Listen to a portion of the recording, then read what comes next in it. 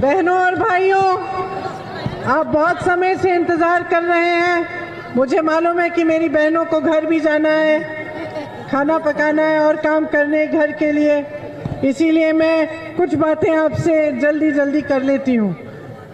श्री सुशील पासी जी, श्री किशोरीलाल शर्मा जी, श्री अजीत सिंह जी, श्री अमर सिंह चौधरी जी, श्री पलटू पासी जी, श्री साहेब सरन पासी जी, श्री पंकज तिवारी जी, श्री रमेश शुक्ला जी, श्री निर्मल शुक्ला जी, श्री मनोज यादव जी और कांग्रेस पार्टी के तमाम पदाधिकारी कार्यकर्ता जो यहाँ मौजूद हैं, उन सबको बहुत बहुत स्वागत इस सभा में।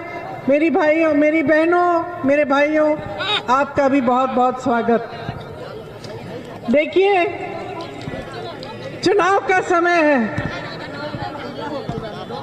आपके सामने हर दल, हर पार्टी के नेता आते हैं। कुछ दिल्ली से भी आते हैं, कुछ रायबरेली से हैं, कुछ मुख्यमंत्री भी आते हैं, बाहर से तमाम जगहों से आकर आपके सामने प्रचार करते हैं।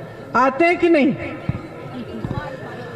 अब देखिए, सब आके अपनी बात आपके सामने रखते हैं। मैं भी उन्हीं की तरह कुछ बातों को आपके सामने रखूंगी और मुझे आशा है कि आप एकदम ध्यान से, समझदारी से सुनेंगे और उनको समझने की कोशिश करेंगे। देखिए, प्रदेश में, देश में आज दो तरह की राजनीति चल रही है। एक ऐसी राजनीति चल रही है जो जनता के सामने जो मुद्दे रखती है उससे जनता का कोई मतलब नहीं है।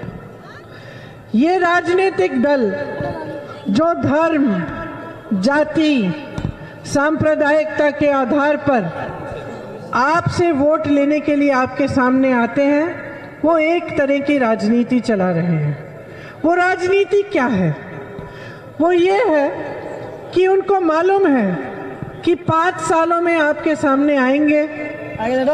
बसपा की राजनीति देखिए, बसपा के नेता जानते हैं जाति की बात करेंगे तो वोट उनको जाति के आधार पर मिल जाएंगे। समाजवादी दल के नेता जानते हैं कि अगर धर्म और जाति की बात करेंगे तो वोट उनको मिल जाएंगे।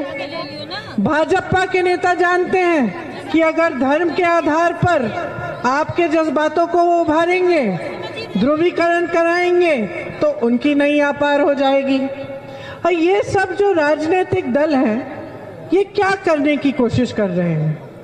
क्या इनकी बातों से जो मुद्दे ये उठाते हैं, कोई पाकिस्तान की बात करता है, कोई बुलडोजर चलाने की बात करता है, कोई कहता है कि आप बहुत असुरक्षित हैं, कोई कहता है कि हम किसी की चर्बी निकालेंगे, कोई कहता है कि किसी की गर्मी निकालेंगे।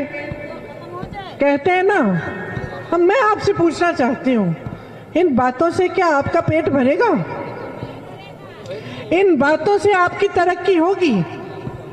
अरे इन बातों से आपका मतलब ही क्या है?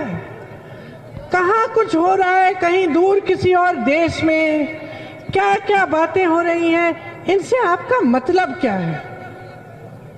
आज आपकी परिस्थिति क्या है आप जानते हैं बहुत अच्छी तरह से। आप बहुत समस्याओं से जूझ रहे हैं, लेकिन नेता बातें क्या कर रहे हैं? क्या आपकी समस्याओं की बात कर रहे हैं? क्या नेता यहाँ आके पूछ रहे हैं कि मेरी बहनें महंगाई का सामना कैसे कर रही हैं? क्या इनके नेता आके पूछ रहे हैं कि किसानों के कितने कर्ज हैं, छुट्टा जानवर खेत खाए जा रहा है, उसको कैसे हल करें उस समस्या को? क्या नौजवानों से ये नेता पूछ रहे हैं कि भाई तुम्हें रोजगार कैसे दें? उठा ही नहीं रहे हैं ये मुद्दे, क्योंकि ये चाहते हैं, ऐसी राजनीति चाहती है कि आप गरीब रहें। ऐसी राजनीति चाहती है कि आपके जज्बातों को उभार कर वो खुद आगे बढ़ेंगे। ये राजनीति आपके विकास के लिए नहीं है, नेताओं के विकास के लिए है, कुछ राजनीतिक दलों के विकास के लिए है। ये ऐसी राजनीति है जिससे ये अपनी महत्वाकांक्षाओं को, अपनी इच्छाओं को, अपने विकास को आगे बढ़ा सकते हैं। इसमें पब्लिक की कोई सुनवाई नहीं है, इसमें आपकी कोई सुनवाई नहीं है। एक दूसरी राजनीति है जिसकी बात हम लगातार कर रहे हैं। हम कह रहे हैं कि जब तक आपका विकास नहीं होगा, जब तक आप आत्मनिर्भर नहीं होगे, जब तक आप अपने पैरों पर नहीं खड़े नहीं होगे, तब तक ये देश आगे बढ़ नहीं सकता, तब तक इस प्रदेश का विकास नहीं होगा। हम कह रहे हैं कि चुनाव के समय आपके मुद्दों की चर्चा होनी चाहिए। हम कह रहे हैं कि आपकी सेवा से बड़ा कोई धर्म नहीं है, कोई धर्म नहीं है। जो धर्म की बातें करते हैं, आपको लड़ाने की बातें करते हैं, सबसे पहले उन्हें सेवा का धर्म निभाना चाहिए। सबसे बड़ा धर्म एक नेता का सेवा होता है, उस धर्म को नहीं निभा रहे हैं। आज आपकी परिस्थितियां क्या है, मैं पूछ सकती हूँ आपसे? मेरी बहनें, गैस सिलेंडर आपको कितने रुपए का मिलता है? 1000 रुपए का खरीद पाती हैं? भर पाती हैं? मेरे भाई, आज आपकी बिजली बिल कितनी बड़ी बड़ी आती है? बहुत आ रही है ना? आप भर पा रहे हैं? आपको खाद मिल रही है समय पे? नहीं मिल रही। यहाँ जितने नौजवान हैं, पिछले 5 सालों में सरकार ने कितने रोजगार दिए आपको? दिए हैं? नहीं दिए।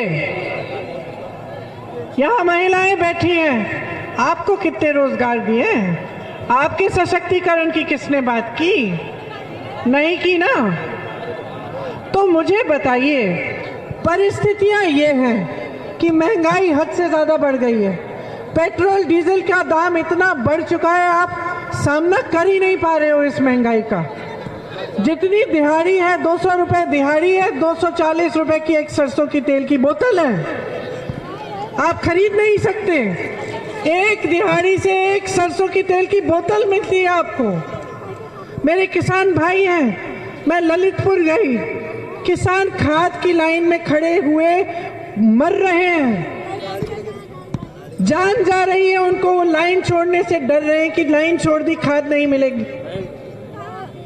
आपको अपने उपज का दाम नहीं मिल रहा, फसल का दाम नहीं मिलता, धान का दाम नहीं मिलता, गेहूं का दाम नहीं मिलता, गन्ने के किसानों को गन्ने का दाम नहीं मिलता, आपको कर्ज माफ नहीं हो रहे।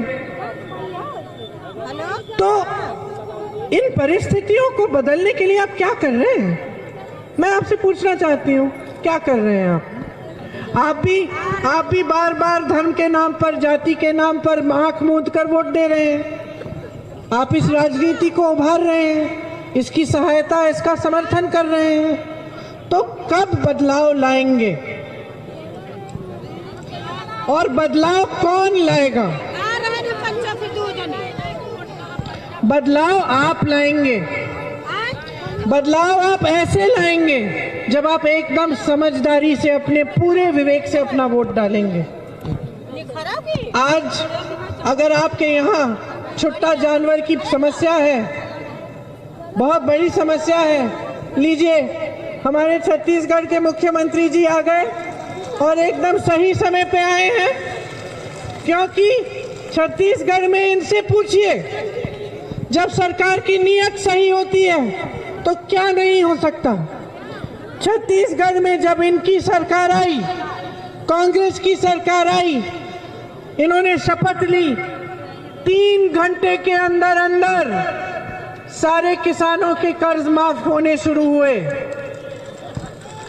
आवारा पशु की समस्या है, छत्तीसगढ़ में इन्होंने उस समस्या को सुलझाया। कैसे? इन्होंने कहा कि जो इन छुट्टे जानवरों की देखभाल करेगा, उससे सरकार 2 रुपए किलो में गोबर खरीदेगी। उस गोबर को लेकर उससे गोबर गैस बनाया जाएगा, वर्मी कंपोस्टिंग कराई जाएगी, सरकार के काम आएगी, जनता के काम आएगी। छुट्टा जानवर का देखभाल होगा, जो देखभाल कर रहा है वो कमाई भी कर लेगा। इनके यहाँ छुट्टे जानवर की जो समस्या है वो तकरीबन सुलझ गई है। आपकी यहाँ जो भाजपा की सरकार है 5 सालों से देख रही है कि आप रात को चौकीदारी कर रहे हो अपने खेतों की, लेकिन छुट्टे जानवर की समस्या को दूर करने के लिए उन्होंने इतना काम नहीं किया है। एक योजना नहीं बनाई है। इनके गौशालाओं में गाय धूप में खड़ी रहती है, ऊपर छत नहीं है, पीने का पानी नहीं है, चारा नहीं है। मैंने वीडियो देखे हैं, आपने भी देखे होंगे किस तरीके से जब गाय के घाव हो जाते हैं तो जंगली कुत्ते उसको काट रहे हैं, ढेर के ढेर जिंदा गाय गाड़ रहे हैं। सारे वीडियो सबने देखे हैं। मैं पूछना चाहती हूँ, कौन सा धर्म निभा रहे हैं? कौन सा धर्म निभा रहे हैं? धर्म निभा रही है कांग्रेस की सरकार छत्तीसगढ़ में, जिसने छुट्टे जानवर के देखभाल की योजना बनाई है जो सफल हुई है, जिसने किसानों का कर्ज माफ किया है, जो रोजगार देती है। आज सरकार में 12 लाख पद खाली हैं, एक रोजगार नहीं दिया। 12 लाख पद खाली हैं। 5 सालों में इनको उत्तर प्रदेश में 12 लाख बेरोजगार लड़कियां नहीं मिली। मुझे तो हर जगह मिल रही है। उठाइए हाथ, कितने बेरोजगार हैं? हजारों तो यहाँ बैठे हुए हैं। तो पद क्यों नहीं भरे हैं? ये पद खाली क्यों रखे हैं? इस सरकार ने ऐसी योजनाएं क्यों बनाई हैं जिससे आप आत्मनिर्भर नहीं हो? ऐसी योजनाएं बनाई हैं, मैं बताती हूँ। आपको एक बोरा राशन मिलता है कि नहीं? नहीं मिलता, चलो। लेकिन कहीं कहीं ये एक बोरा राशन दे देते हैं, कहीं कहीं ये कहते हैं कि खाता खोलो, थोड़े बहुत हम 1000-2000 रुपए भेज देंगे हर 2-3 महीने। कहीं कह देते हैं कि लो एक गैस सिलेंडर ले लो मुफ्त। यही है इनकी योजनाएं। अब इन योजनाओं को समझो। आपको एक मुफ्त गैस सिलेंडर दिया, उसके बाद आप भर नहीं पाए, उसके बाद आप नया खरीद भी नहीं पाए, ठीक है। दूसरी योजना को समझिए, एक बोरा राशन दे दिया। मैं नहीं कह रही हूं कि ये गलत है, अच्छा है राशन दे रहे हैं, लेकिन आप अपने पैरों पे क्या उस राशन के आधार पर खड़े होंगे? आपको उस बोरे राशन पर निर्भर क्यों बना रहे हैं? क्यों चाहते हैं कि आपके बच्चे, आप उस एक बोरे राशन के लिए इंतजार करें? क्यों चाहते हैं? सोचिए। जो इनकी योजनाएं हैं, मुफ्त गैस सिलेंडर, राशन, थोड़े बहुत पैसे दे दिए, जिसके लिए आप दिन रात इंतजार करेंगे कि हाँ मुझे राशन का बोरा मिलेगा, उसी से आप खुश हो जाएंगे। ये सिर्फ वोट लेने की योजनाएं हैं। ये सिर्फ आपको गरीब रखने की योजनाएं हैं, आपके भविष्य की योजनाएं नहीं हैं। इससे आप अपने पैरों पे कभी खड़े नहीं हो सकते। आप हमेशा के लिए निर्भर रहेंगे उन पर। यही चाहते हैं। ये आपको सशक्त नहीं बनाना चाहते, आपको अपने पैरों पर खड़ा नहीं करना चाहते, क्योंकि जिस दिन आप सशक्त हो जाएंगे, आपको रोजगार मिल जाएगा, आप आत्मनिर्भर बनेंगे, आप सशक्त बनेंगे, उस दिन आप सवाल उठाना शुरू करेंगे। उस दिन ये तमाम नौजवान जो आज आवारा घूम रहे हैं, उनके अंदर वो गुस्सा नहीं होगा जिसका इस्तेमाल ये सरकार करती है, जिसका इस्तेमाल एक ऐसी राजनीति करती है जो आपके जज्बातों को चुनाव के समय धर्म और जाति के आधार पर उभार कर वोट लेती है आपसे। आप जब सक्षम हो जाएंगे तो कोई आपकी सुरक्षा की बात इसलिए नहीं करेगा, क्योंकि आप अपनी सुरक्षा खुद करेंगे। जब आप रोजगार पाएंगे, जब आप कमाएंगे, तो आप अपना सम्मान खुद करेंगे, इनकी जरूरत नहीं पड़ेगी। आज ये सुरक्षा, सम्मान, धर्म की बात क्यों करते हैं? क्योंकि विकास की बात करने की हिम्मत नहीं है।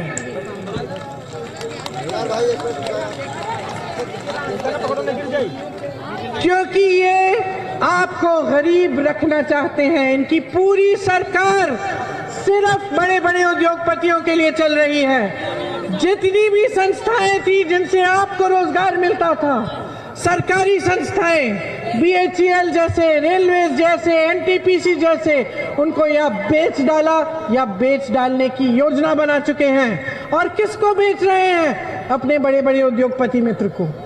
अपने बड़े बड़े उद्योगपति मित्रों को काले किसान के कानून लाए। उन कानूनों का मतलब क्या था? मतलब मैं बताती हूँ, किसान मेहनत करेगा, किसान खून बहाएगा, किसान पसीना बहाएगा, कमाई कौन करेगा? उनके बड़े बड़े उद्योगपति मित्र। यही थे वो किसान कानून। इसीलिए किसान ने विरोध किया, आंदोलन किया। इनकी जो सरकारें हैं वो गरीबों की सुनवाई नहीं करते। जब आप आंदोलन कर रहे थे इस देश के किसान, 1 साल के लिए आप दिल्ली की बॉर्डर पे खड़े रहे। ये प्रधान करोड़ रुपए के हवाई जहाज खरीद कर पूरी दुनिया में घूम रहे हैं। ये प्रधानमंत्री अपने घर से निकलकर आप तक पहुंच के 10 किलोमीटर चलकर आपके पास नहीं आए पूछने के लिए कि आपके हालात क्यों हैं, कि आप आंदोलन क्यों कर रहे हैं। कह रहे थे कानून आपके लिए है। फिर क्या हुआ? चुनाव आने लगा। चुनाव में 2 महीने बचे थे, घबराने लग गए कि ये तो किसान हिल नहीं रहे हैं। अचानक टीवी पे आए, माफी मांगी, आंसू बहाए, कहा कि ये कानून गलत थे, हम इन कानूनों को वापस ले रहे हैं। क्यों 5 सालों से नहीं सूझा क्या आपको कि गलत कानून थे? क्या 700 किसानों को शहीद होने की जरूरत थी आपको इस बात को समझने के लिए? क्या आपके मंत्री के बेटे ने जब 6 किसानों को कुचल डाला तो आपको समझ में नहीं आया कि कुछ गड़बड़ है? उस मंत्री के साथ आप आज भी मंच पे खड़े हैं, उससे अभी तक आपने इस्तीफा नहीं लिया, उसके बेटे को आपने जमानत भी दिलवा दी, उसको रिहा भी करवा दिया। क्या आपको समझ में नहीं आया कि ये कानून गलत थे? कोई सुनवाई नहीं है जी, गरीबों की कोई सुनवाई नहीं है। प्रयागराज में एक पासी परिवार की हत्या हो गई। निर्ममता से ऐसी हत्या इतनी क्रूर तरह से हुई, जब मैंने उसका वीडियो देखा मेरा दिल दहल गया। मैं उस परिवार से मिलने गई। मैंने पूछा, क्या सरकार से कोई मदद मिली है? नहीं मिली। क्या पुलिस प्रशासन ने एफआईआर दर्ज किया, आपको मदद की? नहीं किया, नहीं की। क्यों नहीं किया? क्योंकि जिसने यह अपराध किया है वो भाजपा के नेताओं के करीबी है। जब एक दलित महिला का बलात्कार हुआ हाथरस में, हम उस परिवार से मिलने गए। पूरी पुलिस की सेना खड़ी है हमें रोकने के लिए, लेकिन वो पुलिस वाले तब नहीं थे जब उस लड़की का बलात्कार हो रहा था। उसके परिवार को मदद नहीं किया उन्होंने। जब हम परिवार के सदस्यों से मिलने गए, उन्होंने भी हमें बताया कि हमें मदद नहीं मिल रही है दीदी। उल्टा अब हम पे पहरेदारी हो रही है। अपराधी वीडियो पे वीडियो बना रहे थे कि देख लेना हम क्या करेंगे। पुलिस प्रशासन ने रोका नहीं। जब अरुण वाल्मीकि के परिवार के 18 सदस्य आगरा में पुलिस स्टेशन ले जाए गए और वहां पर उनको 3 दिन के लिए रख के पीटा, मारा, एक की जान ले ली। एक महिला को ऐसा पीटा कि वो कांप रही थी जब ऐसे बात की। उसका 1.5 महीने का बच्चा था। तो कहां थी ये सरकार? कहां था इसका पुलिस? कहां थी इसकी पुलिस? कहां था प्रशासन? किसकी सुरक्षा की बात करते हैं? जब महिला असुरक्षित है, दलित असुरक्षित है, किसान असुरक्षित है, नौजवान असुरक्षित है, किसकी सुरक्षा की बातें कर रहे हैं? अपनी सुरक्षा की बातें कर रहे हैं। ये अपनी सुरक्षा चाहते हैं, अपने लिए सत्ता चाहते हैं, किसी भी हालत में कुछ भी करके सत्ता में रहना चाहते हैं, अपनी महत्वाकांक्षाओं को पूरा करना चाहते हैं। ये है ये सरकार। और ये मत समझिए कि समाजवादी दल और बसपा कोई अलग राजनीति कर रहे हैं। जब आप पर संकट आए, आपने संघर्ष किया तो कहां थे इनके नेता? 3 सालों से अपने घर से नहीं निकले, किसानों से मिलने नहीं गए, जिन पर अत्याचार हुआ था उनसे मिलने नहीं गए। नौजवान जब आंदोलन कर रहा था परीक्षाओं के लिए, तब उनसे मिलने नहीं गए, निकले ही नहीं। कोरोना हुआ, घर में दुबके रहे। कांग्रेस पार्टी के एक एक कार्यकर्ता सड़क पे उतरा, कोरोना में लंगर किया, करवाया, ऑक्सीजन को उपलब्ध कराया, जहां से भी मिल सकता था लेके आया। कांग्रेस का कार्यकर्ता, कांग्रेस का नेता आपसे पिछले 3 सालों के लिए आपके साथ कंधे से कंधे मिलाकर आपकी आवाज उठा रहा है, कह रहा है कि प्रदेश की राजनीति बदलो, जनता की आवाज सुनो। जनता बहुत ऊब चुकी है, बहुत परेशानियां हैं, सामना नहीं कर पा रही है, जनता की मदद करो। लेकिन ये राजनीतिक दल, इनके नेता कोई नहीं सुन रहा है। सिर्फ कांग्रेस पार्टी के 19,000 कार्यकर्ता आपके लिए जेल गए हैं पिछले 1.5 सालों में। कांग्रेस पार्टी क्या कह रही है? कह रही है कि जिस तरह से छत्तीसगढ़ में आपके कर्ज माफ किए गए किसानों के, उस तरह से उत्तर प्रदेश में हमारी सरकार आएगी, आपके सारे कर्ज माफ किए जाएंगे। कांग्रेस कह रही है कि आपके जो बिजली के बिल आ रहे हैं उनको आधा करेगी। कांग्रेस पार्टी कह रही है कि जिन जरूरतमंद परिवारों को, जिन छोटे बिजनेस वालों को कोरोना के समय बिजली के बिल भरने पड़े, उनका बकाया हम साफ कराएंगे। कांग्रेस पार्टी अपनी मेरी बहनों के लिए कह रही है कि आपको सशक्त करने का काम करेंगे। 40% महिलाओं को टिकट दिया है।